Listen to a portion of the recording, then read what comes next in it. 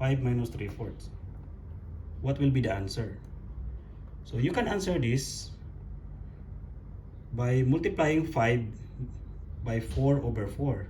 So we are multiplying a number which is equivalent to 1. That is 4 over 4. We're not changing the value of 5. It is still 5. Then minus 3/4. 3 over 4. Pag hindi nakuha, mag-example pa tayo ng iba.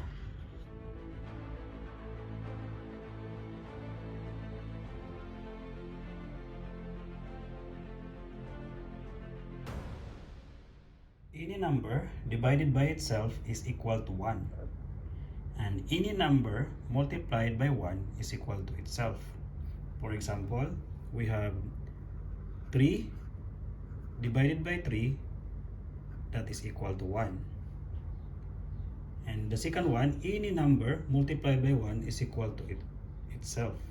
For example, we have 4 times 1, that is equal to 4. But if we will replace 1 with a number which is also equal to 1, for example this one, we will 4 multiplied by 3 over 3. What will be the answer? The answer is 3 times 4, that is equal to 12, then divided by 3, which is then is equal to 4. So multiplying a number by a number which is equivalent to 1 will not change the value of a number. The number stays the same. So in this principle, we will use this to solve some equations. I'm gonna erase this one. So equation number 1, we'll try to solve. How about if you will ask 5 minus 3/4? 5 minus 3/4. What will be the answer? So you can answer this by multiplying 5 by 4 over 4. So we are multiplying a number which is equivalent to 1. That is 4 over 4. We're not changing the value of 5. It is still 5. Then minus 3/4. 3 over 4. By that, we have the answer now. 4 times 5, which is equal to 20 over 4 minus 3 over 4. So we will have the answer of 17 over 4. Or you can simplify this, 17 by 4 is equal to 4 and 1/4. That is 4 times 4, 16, and there's still a remainder of 1, which is the 1/4. And also, you can use this equation. We can solve this equation by different method. We will erase this first. So if we will have this equation, we can subtract 1 from 5. So it will be 4.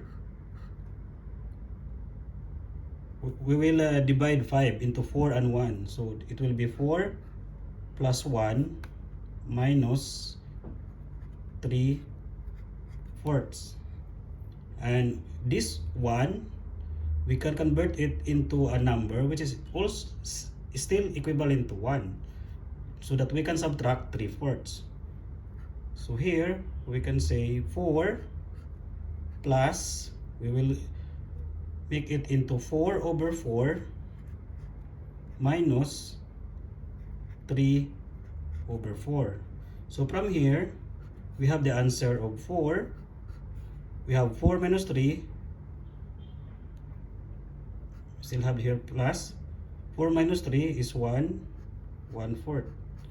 So we have the answer, which is 4 and 1/4. So same answer when we in the first equation. Nakuha ba?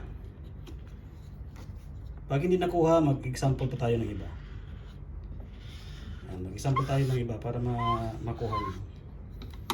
Yan. Mag-example tayo ha. Ulitin natin. Anumang numero na hatiin sa kanyang sarili, equivalent value, ay magiging 1. O diba? Halimbawa 4. 4 over 4. 4 divided by 4. 4 hatiin sa 4. Ang sagot niyan, 1. Yan. Tapos yung pangalawa, any number multiplied by 1 is equal to itself. So walang pagbabago. Pag ang isang number, i-multiply natin ng number na equivalent to 1. So kahit may number tayong 235. Yan, 235. I-multiply natin ng 1. Anong sagot? 'Di ba? 235. Paano pag nag-multiply tayo ng equivalent to 1? 235 times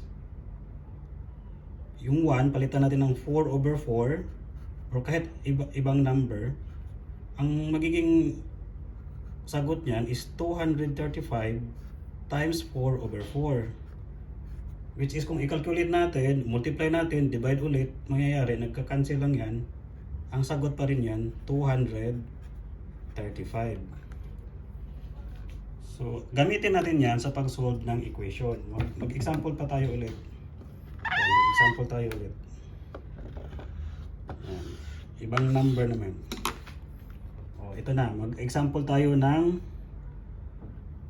4 minus 1/3. Ayan, 4 minus 1/3.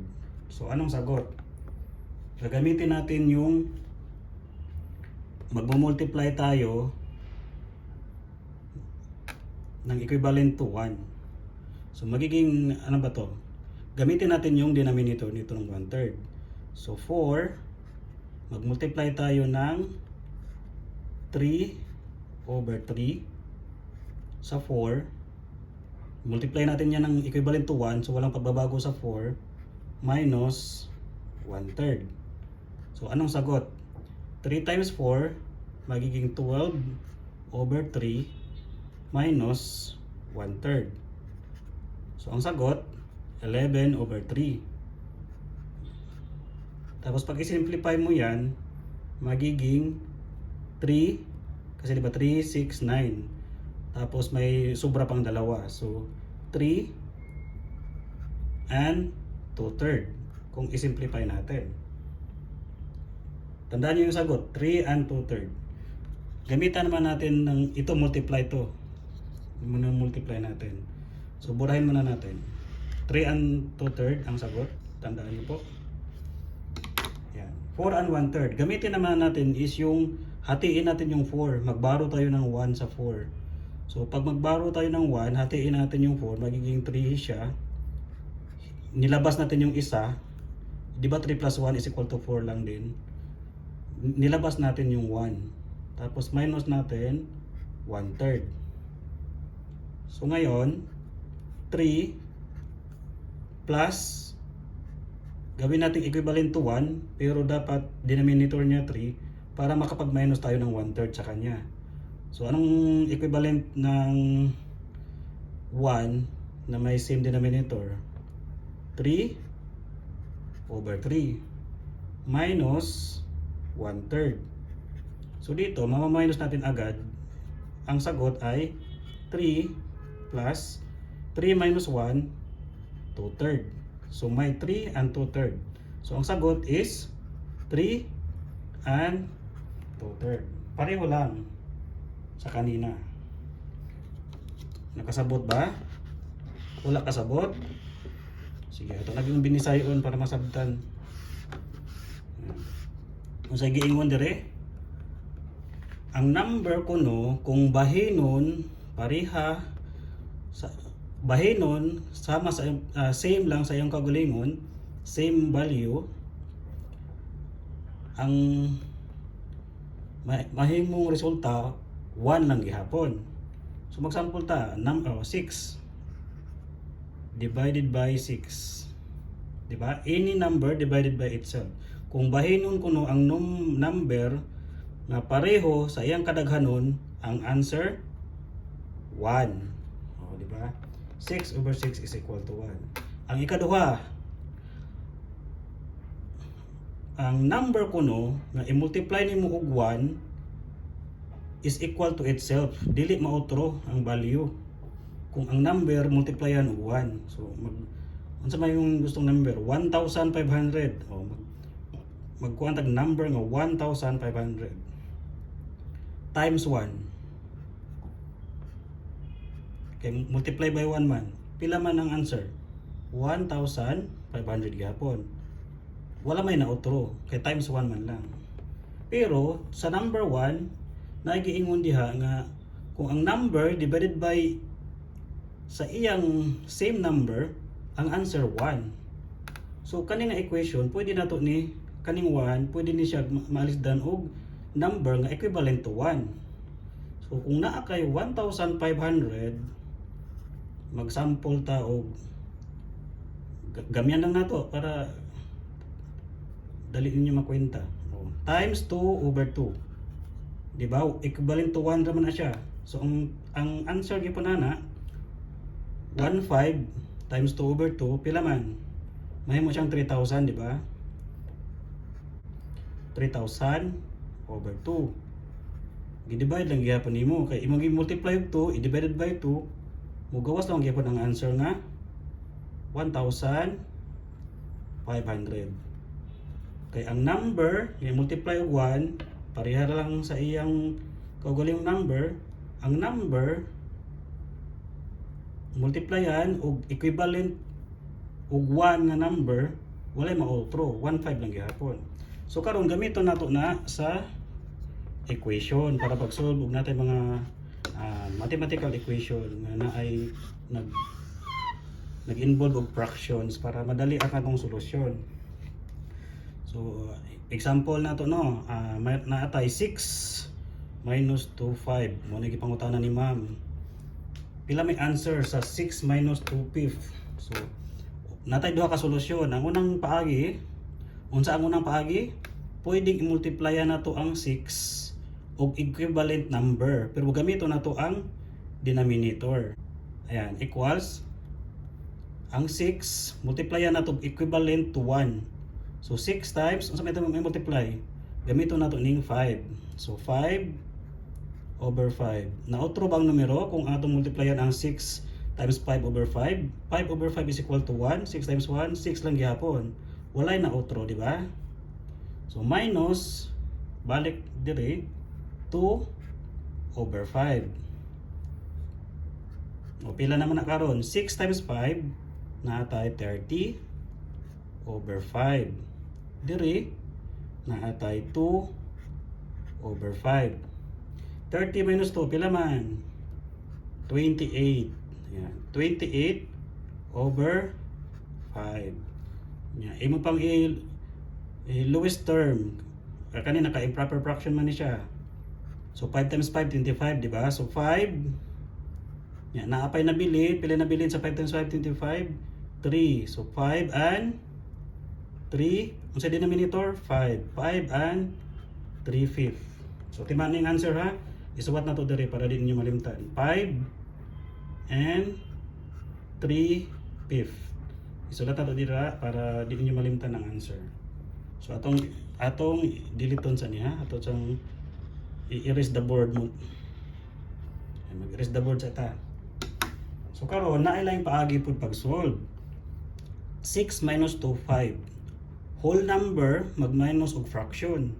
Di pwede, maglisod ta na. So kinahanglan fraction minus fraction para dali pag compute nato. So karon ang 6 atong bahinon ng 6. Di ba 6 pwede na itong i-5 plus 1. 5 plus 1. 5 plus 1 pila? 6. O 6. Pareho lang. Ibutang na to ang minus 2 over 5. So padayon ta. 2 over 5 man na. Kinahanglan ta mag-minus og 2 over 5 sa 1. So ang 1 atong himuong unsa man? 5, di ba? 5. So suwat mo na nato una ang 5 plus number nga equivalent to 1 pero mo gamit tag denominator nga 5. Pila man? 5 over 5 minus isuwat lang kung balik 2 over 5. So pila may answer? Padayon sa ubos 5 plus kung gusto niyo isuwat parehag denominator isuwat 5 nag-minus ababaw 5 minus 2 pili answer 5 plus 3 fifth. So 5 whole number plus 3 fifth fraction. Kung isulat na to balik 5 and 3 fifth. So ang atong answer naka lowest term na daan. So di ba 5 and 3 fifth pareho lang ang answer. Nakuha ba? Madiri lang kutob ang atong lecture karon. Next video, palihog pag-like, share, o pag-subscribe sa wala pa nag-subscribe sa akong channel. Bye-bye!